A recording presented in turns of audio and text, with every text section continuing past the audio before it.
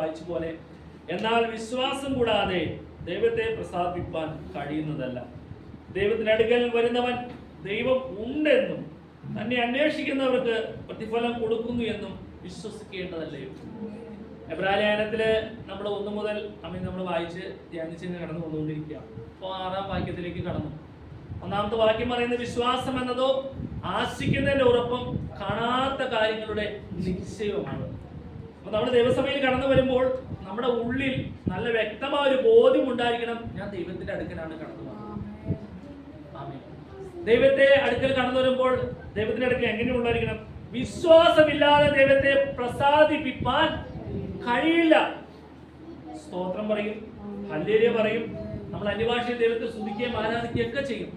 ഇതെല്ലാം ചെയ്യുമ്പോഴും നമ്മുടെ ഉള്ളിൻ്റെ ഉള്ളിൽ ദൈവത്തെ എന്തുണ്ടായിരിക്കണം? വിശ്വാസം ഉണ്ടായിരിക്കണം. വിശ്വാസം ഉണ്ടായിരിക്കണം. വിശ്വാസമില്ലാതെ ചെയ്യുന്ന സകല പ്രവൃത്തിയും അത് നിർജീവമാണ്. നിർജീവമാണ്. പക്ഷെ നമ്മൾ വിശ്വാസത്തോടു കൂടിയാണ് നാം ദൈവത്തിന്റെ സന്നിധിയിലായിരിക്കുന്നത്, അല്ലേ? അതുകൊണ്ടാണല്ലോ നമ്മൾ രാവിലെ പ്രാർത്ഥിച്ചൊരുങ്ങി പ്രാർത്ഥനയോടിൽ ഭയഭക്തിയോടു കൂടി ആയിരിക്കുന്നത്. അതുകൊണ്ടാണ് ആയിരിക്കുന്നത്. എന്നെ കേൾക്കുന്ന പ്രിയമുള്ളവരെ, അതുപോലെ തന്നെ ദൈവത്തിന്റെ അടുക്കൽ കടന്നു വരുന്നവൻ ദൈവം ഉണ്ടെന്ന് വിശ്വസിക്കണം.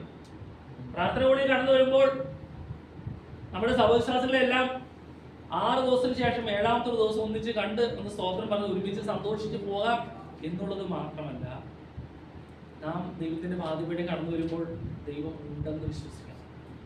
ദൈവത്തിന്റെ സന്നിധിയിലാണ് നാം ഇവിടെ ആയിരിക്കുന്നത്. അവന്റെ ആ ദിവ്യ ദർശനം അനുഭവിക്കാൻ എനിക്ക് സാധിക്കുന്നുണ്ട്. ഇങ്ങനെയുള്ളൊരു ഉത്തമ ബോധ്യം നമ്മുടെ ഹൃദയത്തിൽ ഉണ്ടായിരിക്കണം.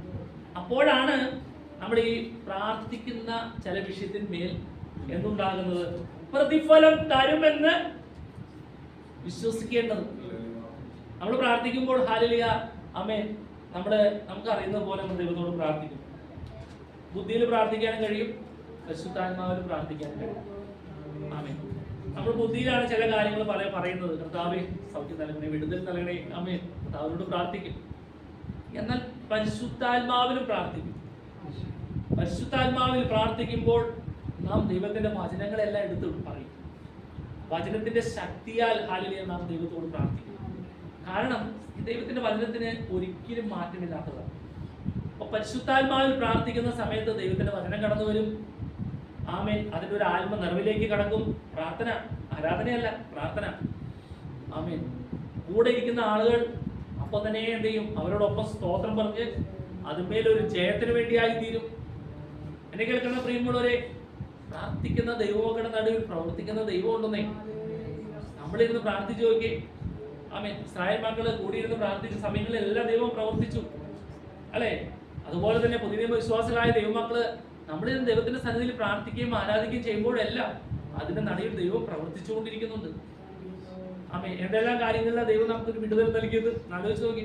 ശാരീരികമായ ബുദ്ധിമുട്ട്, പ്രയാസങ്ങൾ കടന്നു വന്നു.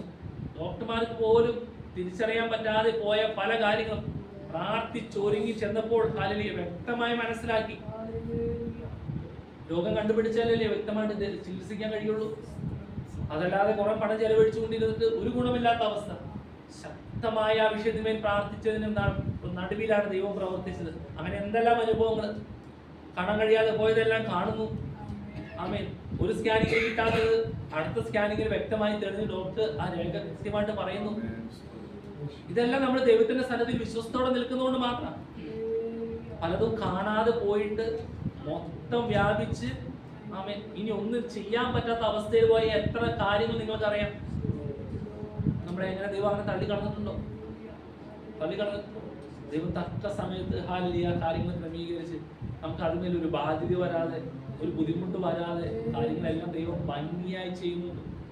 അതിന് കാരണം എന്താ? നാം ഹല്ലേലൂയ ദൈവത്തിന് വിശ്വാസത്തോടെ ദൈവത്തെ പ്രസാദിപ്പിക്കുന്നുകൊണ്ടാണ്. അത് മാത്രമാണോ? നമുക്ക് ഉള്ളിൽ എന്തുണ്ട്? വിശ്വാസമുണ്ട്. പ്രതിഫലം തരുമെന്ന് വിശ്വാസമുണ്ട്. നമ്മളിന്ന് ആരാധനയ്ക്ക് കടന്നു വന്ന് 2, 2.5, 3 മണിക്കൂർ വേസ്റ്റായി പോയി എന്ന് ചിന്തിക്കുന്ന ഒരു കൂട്ടത്തിലുള്ള ആളുകളല്ല നമ്മള്. അതിന്റെ നടുവിൽ പ്രവർത്തിക്കുന്ന ഒരു ദൈവമുണ്ട്. എനിക്ക് അതിന്മേൽ ദൈവം പ്രതിഫലം തരും.